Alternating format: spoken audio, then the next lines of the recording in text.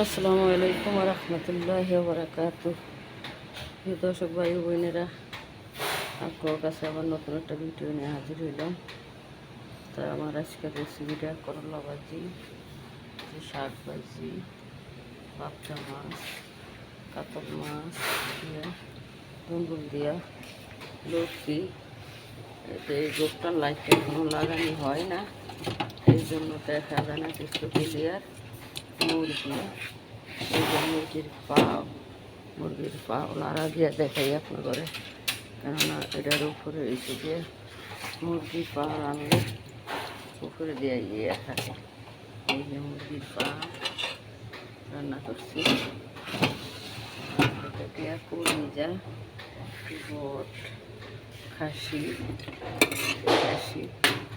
গরু গোস, বটটা